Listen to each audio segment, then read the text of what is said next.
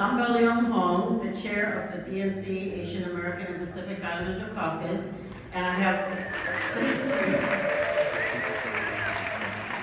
It is my honor and my pleasure to welcome you all to this first opening meeting of the DNC National Convention in 2024 in this gorgeous city of Chicago. Whoa! I am pleased to call this meeting to order. All right. Okay. Now, before we proceed, I would like to welcome Ms. Danielle Austriaco to lead us in the Pledge of Allegiance. So everyone that is able to please stand so that we can all say the Pledge of Allegiance.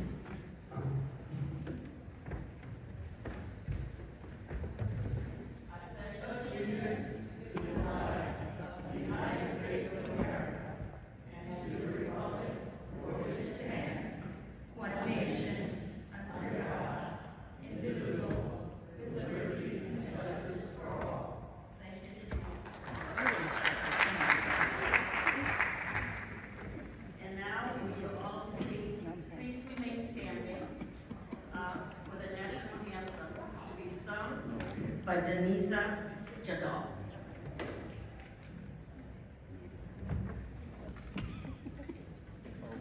Oh, say can you see by the dawn's early light what so proudly we hailed at the twilight's last gleaming, whose broad stripes and bright stars through the perilous fight o'er the ramparts we watched were so gallantly streaming, and the rockets' bright glare, the bombs bursting in air, gave proof through the night that our flag was still there.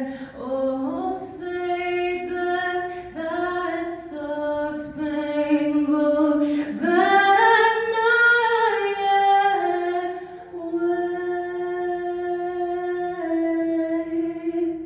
o'er the land of the free and the home of the brave?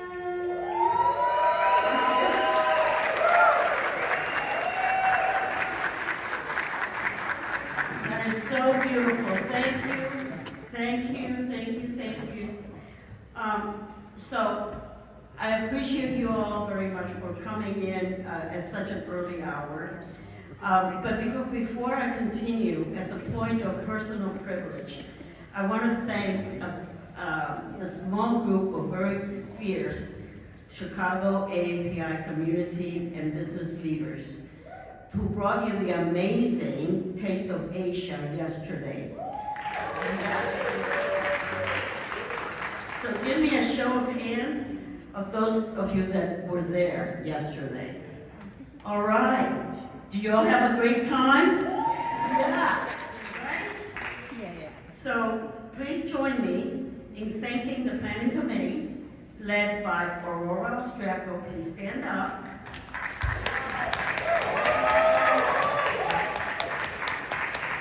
Whose daughter Danielle just gave the Pledge of Allegiance. Susan Patel, I don't know whether she was able to make it this morning or not, but she was. Is she there? Susan? Yes. Okay.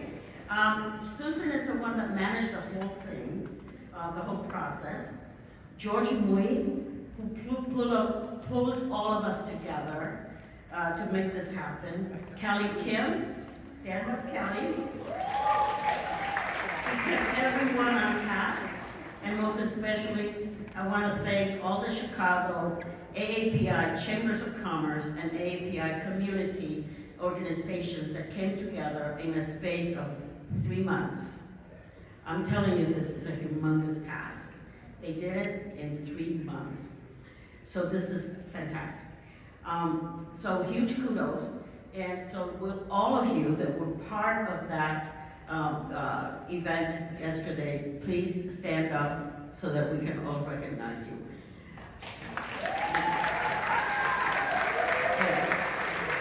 I know some of them are supposed to be coming, but I think that they're a little bit delayed and we'll get to recognize them again. But anyway, thank you so very, very much. But what is even more amazing is that many of these chambers came together just in June. They didn't know each other before. And what is even greater is that because they came together for this event, they're going to be doing it in the future. And they're going to be getting together. This will be really good. So thank you very much, Aurora, and the leadership team that put this together. Again, thank you. So at this time, allow me the pleasure of introducing to you my leadership team. Otto Lee from California is my vice chair. Keith Umemoro is my secretary, and he is also from California. Now, Amy Monk is probably delayed in transit, so she will come up here whenever she gets in. And I'm Belly Long, your chair, and I'm from Maryland.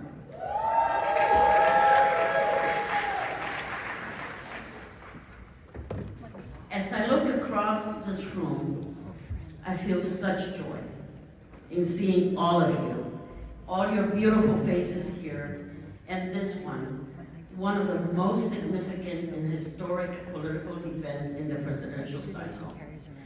Seeing how we have grown, how far we have come together, and yes, how much we still have to go. But we're going to go together as joyful warriors. I remember that in my first convention in 2004, so allow me the privilege of just reminiscing a little bit. In 2004 in Boston, we had less than 200 people, and we were so excited that they were there. 200, just think about it. And I'm told that the registration for this caucus, as of yesterday, was 1,200.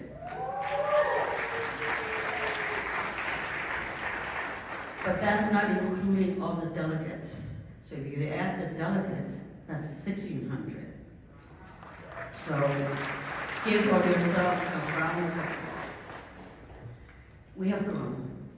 But the most important aspect of this growth is that we have not only increased in size, but in political empowerment. Later in the program, we're going to showcase our political power in real time.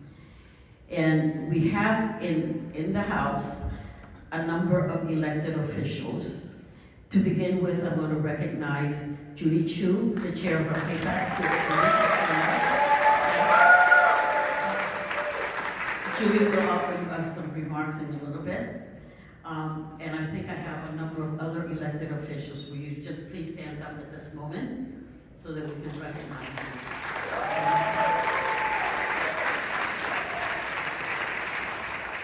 And now realize that these are not all of them at this point because many of them are still out in the lines.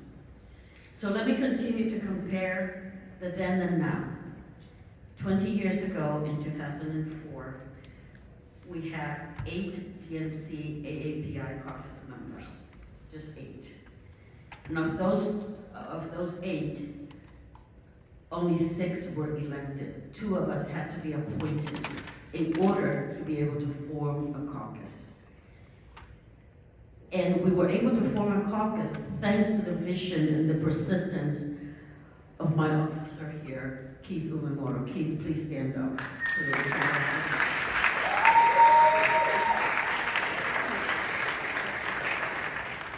It is his vision and it is his persistence that made sure that DNC recognized that we AAPIs had a voice, that we needed to be heard.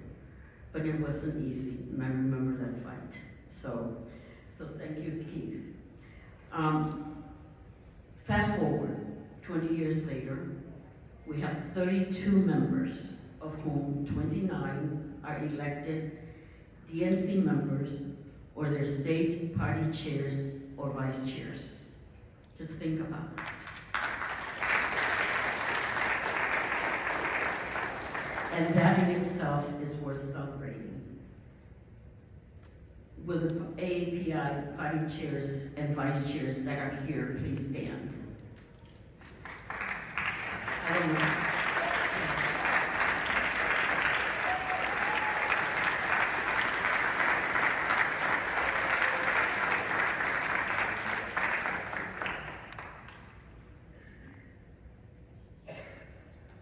So, back in 2020, all 6 elected members were from Hawaii, California, or the Pacific Islands, with me and 1 other member appointed from Maryland and DC respectively. Today, our elected members come from 19 states and territories, including them abroad. Representation truly matters, and I want to thank you for stepping forward to run for the DNC and represent your state. Will all of our delegates that are here please stand?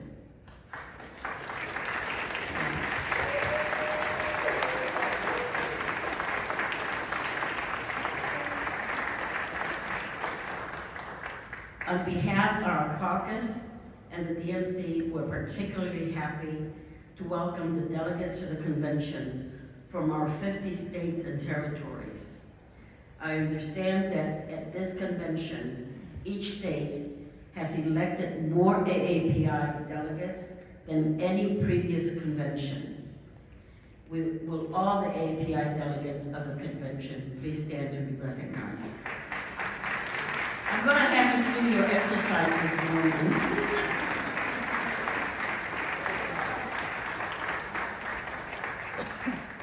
And of great interest and welcome recognition, we have AAPI members in each of the convention's standing committees, the Platform Committee, the Credential Committee, and the Rules and Bylaws Committee. Will these standing committees members please stand?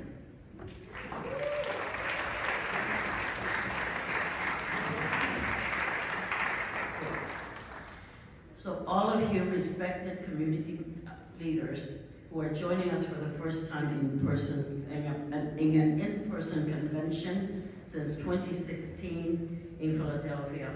Let's give this amazing audience a welcome round of applause. You are the future of our party.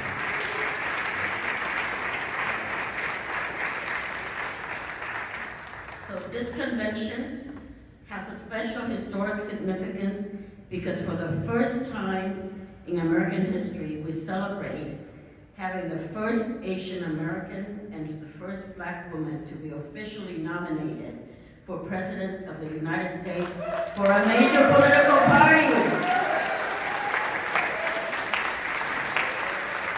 So, allow me a point of privilege also. I'm going to get emotional thinking about this, but I want to share a personal story with you. At the last in-person meeting of the DNC in San Francisco 5 years ago this week, on August 22nd, 2019, to be exact, then Senator Kamala Harris, the presidential candidate in a field of 15, came to visit our caucus. And before she began her speech, she gave me a hug, and I whispered into her ears. It is my dream, my personal dream, that in my lifetime, I will see an AAPI President of the United States.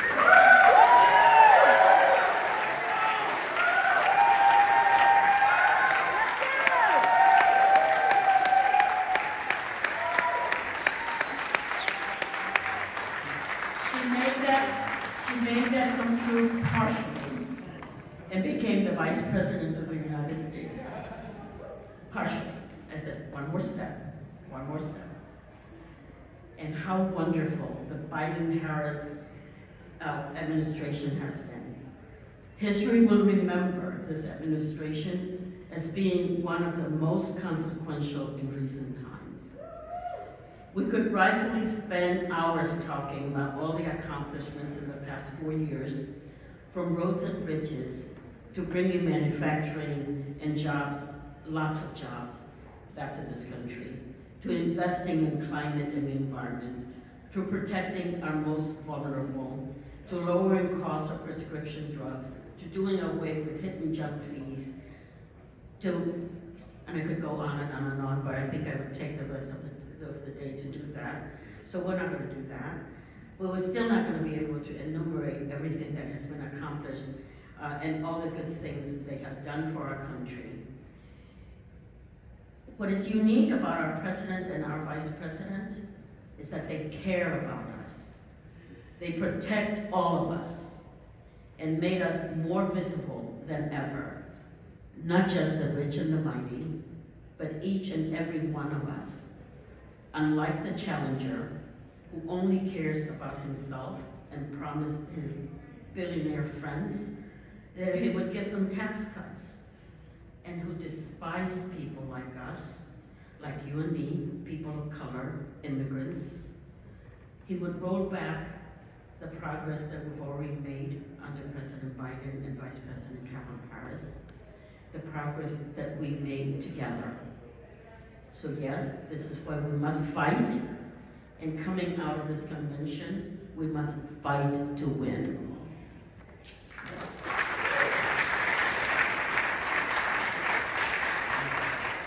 What drives us in this election is much, much more.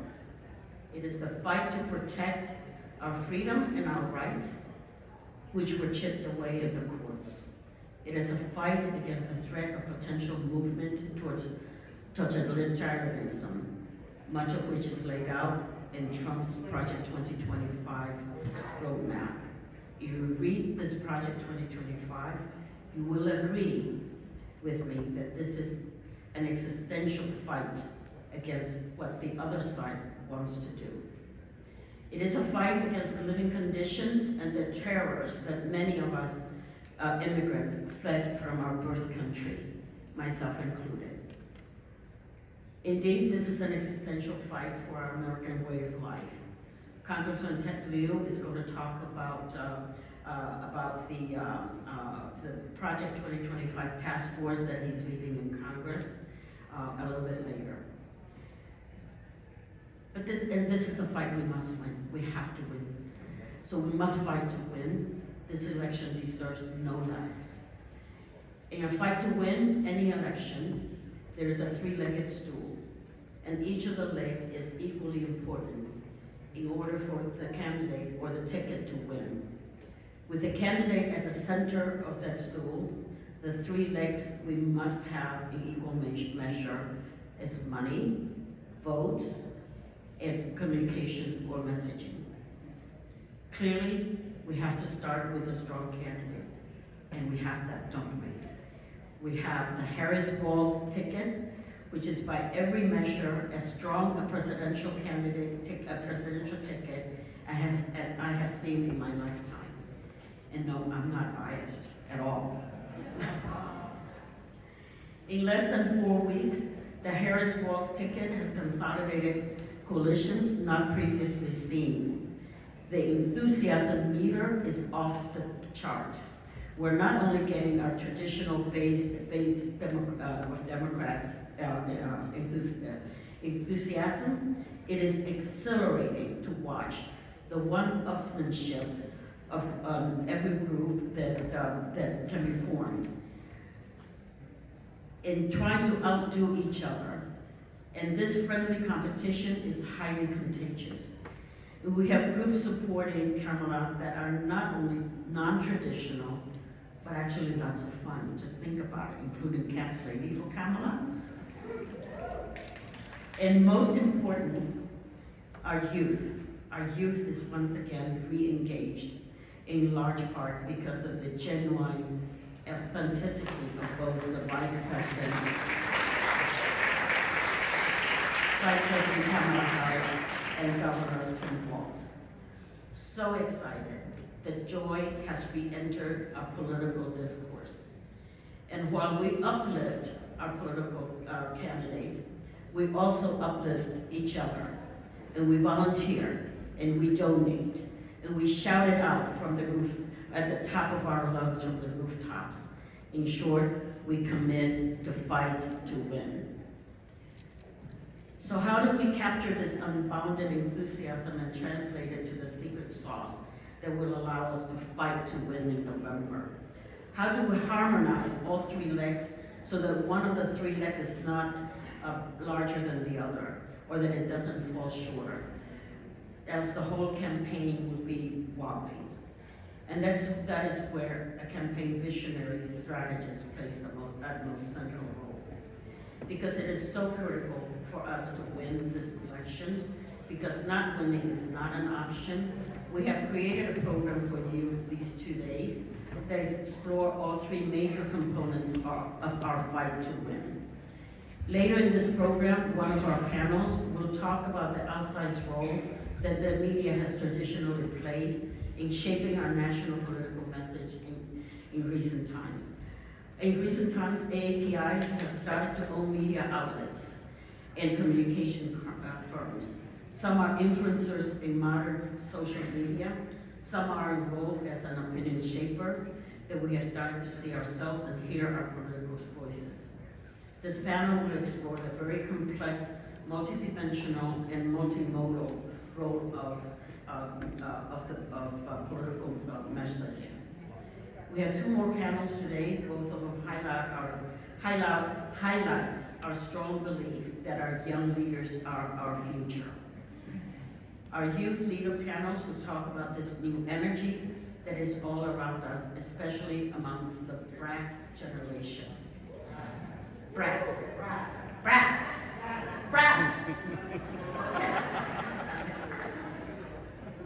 This panel will define what it means to fight, their strategies, their energy, their focusing in a campaign to fight to win. Our third panel of the day brings together a group of amazing young elected leaders in battleground states. And on each of the 2 days, I'm going to end the day with a roll call of all the AAPI elected officials at all levels. This roll call will show the depth and the strength of our pipeline. So I hope you're getting excited to learn how we're going to build all this together. This week is going to be very joyful. And think about it, later this week, on Thursday, exactly 5 years after my whispered prayer, when Kamala Harris will be nominated as President of the United States.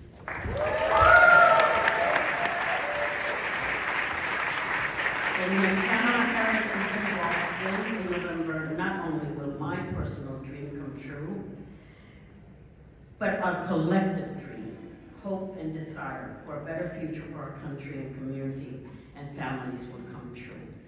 And that is why we must fight to win. Thank you. Now, at this time, I would like to bring up Judy Chu to give welcoming remarks.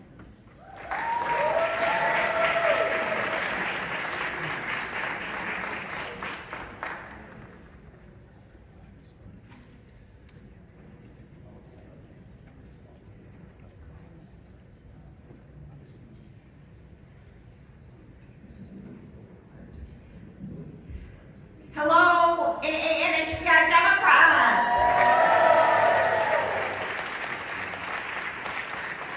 I'm Congressmember Judy Chu, and I am chair of the Congressional Asian Pacific American Caucus, or what we call KPAC. And I'm here to ask all of you, are you ready to elect Kamala Harris as our first Asian American Black woman president of the United States?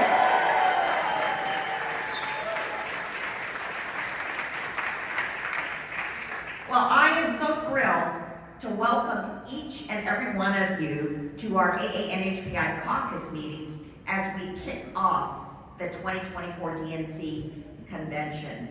And there's somebody that I have to give a big shout out to, because Bell Young Hong has labored for this caucus since forever, because as long as I have been in Congress, she has been our voice in the DNC, making sure that the needs of the AAPI caucus are met. And you can see how passionate she is. And guess what? Today is her birthday.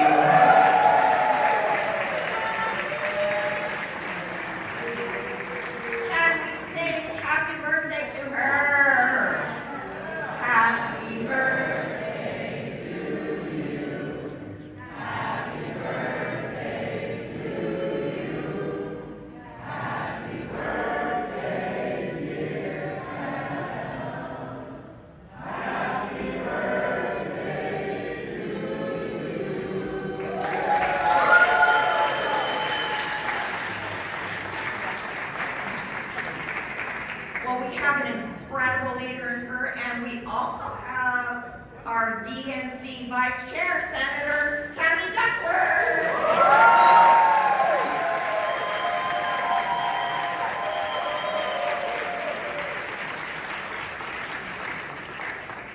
So to all the leadership, Auto Lee, Amy Munn, Keith Uemoto, as well as all the staff who made this happen today, thank you for your tireless work.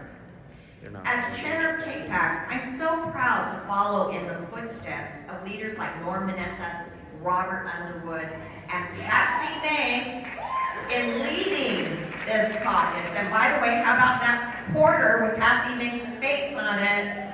Yes. Now we are finally getting the recognition that we are due for these amazing pioneers. But before our founding, there was a time when we were invisible in the halls of Congress. As a result, there was no one to speak up for us when one of the most discriminatory acts in our nation's history was passed, the Chinese Exclusion Act in 1882, and when Japanese Americans were incarcerated during World War II.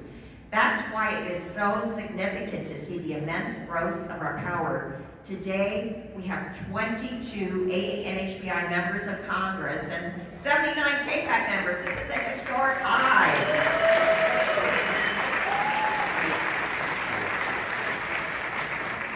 And I want to recognize our incredible KPAC members that are here, our members of Congress, Jill Takuda from Hawaii,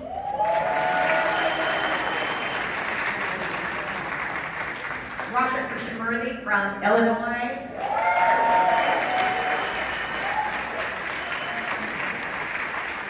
Mark Takano from California,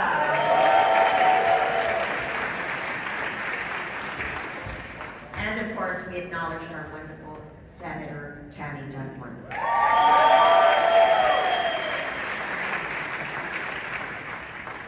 Because we have a seat at the table, we push for the rights and needs of our communities. When COVID-19 resulted in 11,500 anti-Asian hate crimes and incidents, we got the COVID-19 Hate Crimes Act passed. When it was evident that so much of the American public did not know about the contributions of AA and HBIs, we got the AA and HBI Museum Study Bill passed to make sure that people knew that Asian American history is American history.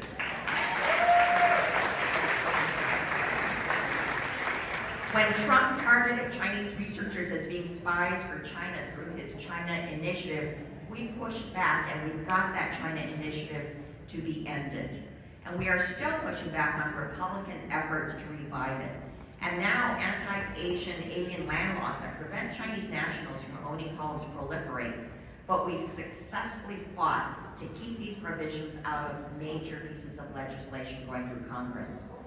Because we have a seat at the table, we push our federal government partners to ensure our communities are being seen, from requiring the Census Bureau to include AA and HBI categories in their reports, to pushing every federal agency to disaggregate AA and HBI data so we can improve linguistically and culturally appropriate outreach and ensure that our communities are seen and heard.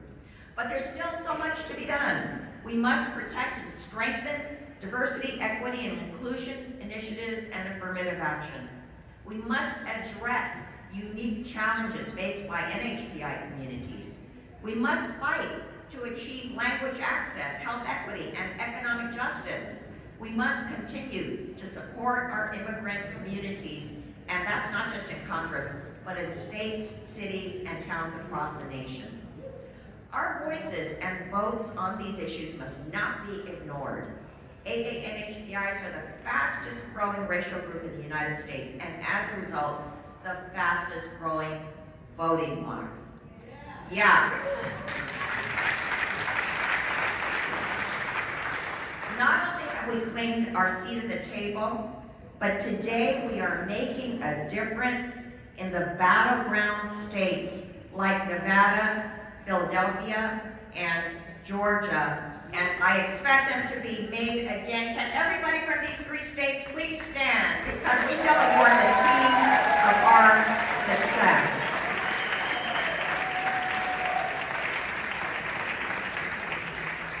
Thank you. Because of you, AANHPIs have truly gone from being marginalized to being the margin of victory. And we need to take advantage of this incredible energy and enthusiasm all the way to victory in November. So I urge you all to remain engaged during this election season. So many of you already have leaned in and gotten involved, and I thank you for those efforts. And let me give a shout out to the Harris-Walz campaign for hiring a wonderful AANHPI engagement director, Nadia Belkin.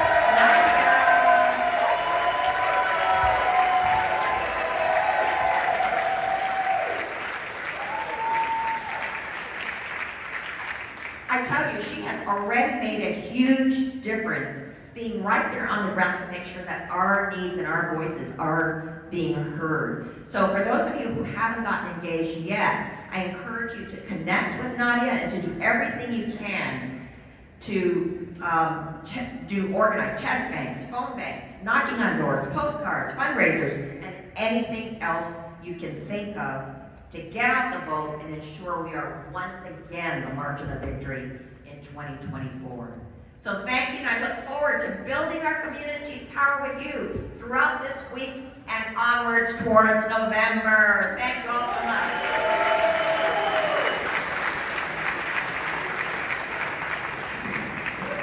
Thank you all very, very much. Several members of Congress have stopped in, and we had them scheduled at a little bit different times, but because of the delay in starting, I'm going to ask Congressman Raja to come up, please.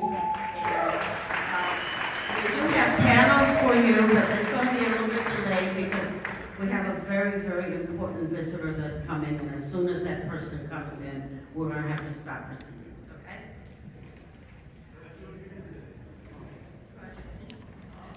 Congressman Raja Krishnan. Good morning, Democrats. Welcome to Chicago. Welcome to Illinois. The weather is like this all year round. Well, look, I want to observe those 3 rules of public speaking. Be short, be sweet, and be gone. So 3 points. First of all, can you give a big round of applause again to Bell, the leadership. I can't hear you, my colleagues, and our home state senator, Tammy Duckworth.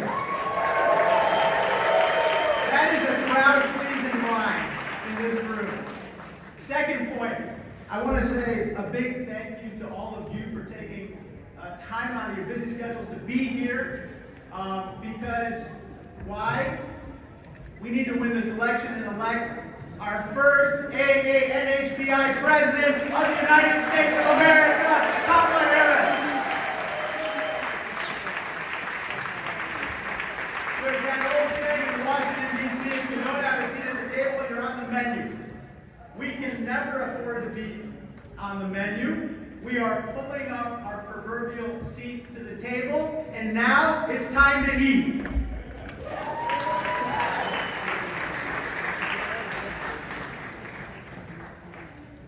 It is extremely important that we vote in this election our numbers in this country. We are the fastest growing part of the electorate. The census says we are the best educated part of the electorate. We're the most prosperous part of the electorate. And I might add, you're some of the best looking people I've ever seen. But on a more serious note, the stakes could not be higher. I believe as you do. We Democrats all believe that this country is a place where everyone should be able to realize their potential, regardless of the color of their skin, where they come from, how they pray, whom they love, or the number of letters in their name. There are 29 in mine. We also believe that everyone should be able to get on the up escalator of the economy, regardless of whether they're poor, whether they're middle class, or whether they're growing a business. Am I right about that? So it's time to get involved, to get engaged, to make sure we vote, and to make sure that Kamala Harris becomes the next president of the United States. Thank you so much, and God bless all of you.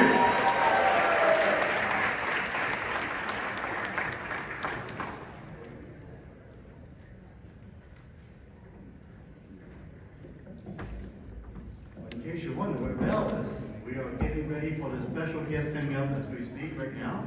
I just want everybody to stay put where you are, because it's really exciting. If I have a drum, I'll do the drum roll right now. Yes, thank you. Yay. Well, my dance number. You don't want to see my dance number, everybody will play it. But seriously, this is really, I just want to say myself, I've never seen a 4 week set change so quickly in my entire life. And am I right? How things have changed in 4 weeks, and it's what we have been looking for. And we AAPI and HBI, as Bella said, has been on the sideline for so many years. And finally, a margin of victory that we've been demonstrating year after year, and now we're going to be at the top of the ticket. It's absolutely historical. And that's why we are so excited, so energized, but again, energy and excitement does not equal to votes, right? We still need people to go back, to do the hard work, to register your friends, your families, to vote. And one thing I remember, my mom comes to me when I get 95 at home. She goes, what happened to the 5 points? When it comes to AAPI voting, what have we learned is that we are doing around 55%. People, that's a D. All right? Our parents will be proud of a D. And we can do way better than that. Am I right? Yes. And after you register, that's not it either. Because if you register and don't vote, it's like doing your homework, I'm not turning it in. Am I right? That's exactly why we need to make sure that we get our folks, friends, family, neighbors, nieces, nephews who just turned 18, will be turning 18 by November 5th, to register to vote now and be excited to make that happen, because that is how we will win in November. Everybody remember the date on 2016. Am I right in November? Yes? We all thought, oh, we're going to get this, we'll win, and we had many tears. But that's not going to happen this time, right? All right, we got Mama Bell back. Thank you. Well, guess what? I have a surprise for you. I am so excited and so proud to welcome our vice presidential candidate, soon-to-be nominee for vice president, Command Master Sergeant. I'm going to start with the title that's very important to me. The Command Sergeant Major, Governor Tim Walz of Minnesota. A very well-beloved governor. And he's also the state champion.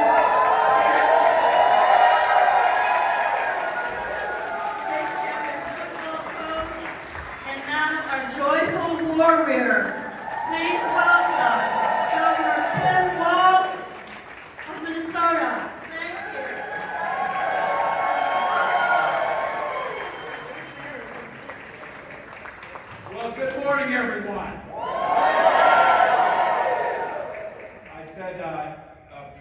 to be introduced by Madam Chair, no less on her birthday, too.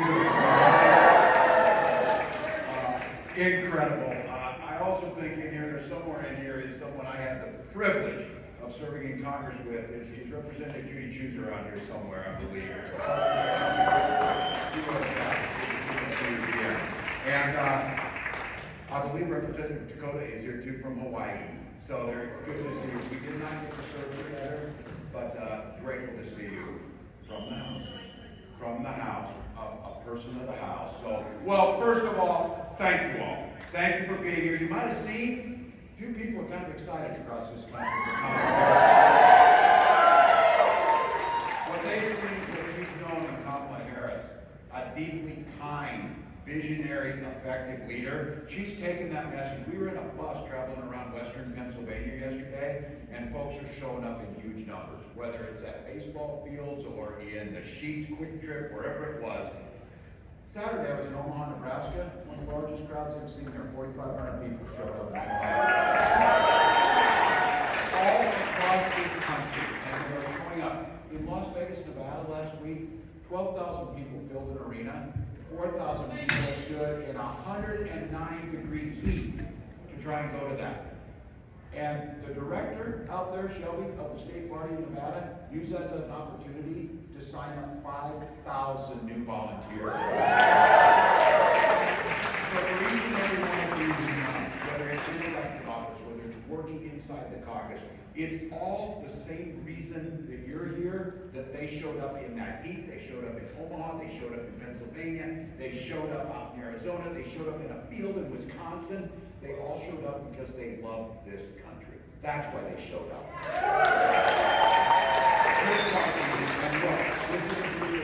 This is a journey. This is the great American journey towards a more perfect union. We know there's more work to be done.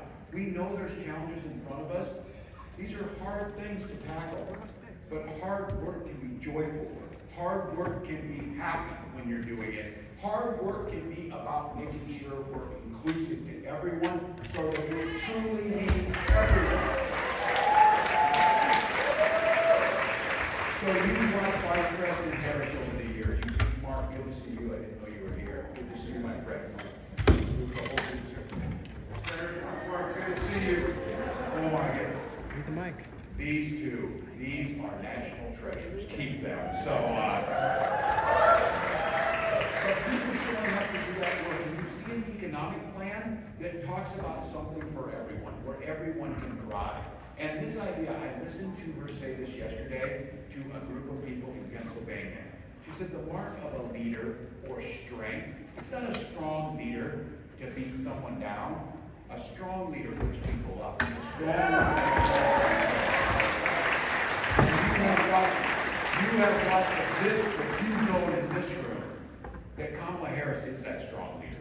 Kamala Harris is the person that can exhibit strength and kindness simultaneously. And don't ever mistake her kindness for weakness, because she's not. She said it. Say it to her face. Say it to her face if you've got something to say. And that's what she told me. So look, I know all of you in this room know that the alternative is not a place we want to go back to. It is not a place we want to go back to. We're not going back to that. Is it mic level? Across America, is it mic level? People showing up Is it mic level? and making homemade signs and standing in the heat and traveling to Chicago and putting up with long lines, which you all did. You know that's happening. You're not doing that out of fear. You're doing it out of hopefulness to move forward into the future. So each and every one of you, we have the opportunity, we'll see it. We'll have our official nominee. We will see the next president of the United States take the stage on Thursday night. And I say, 78 days. 78 days of hard work. And I think this is a group of folks that across this city today, we know something about hard work. Hard work's good work. Hard work's joyous work. And I keep saying this, 78 days is nothing. We'll sleep when we're dead.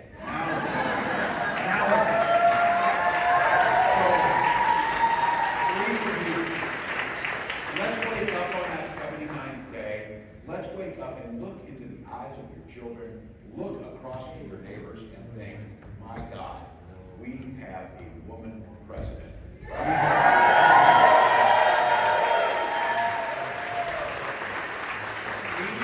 a president that looks like America, represents America, and does what we all do.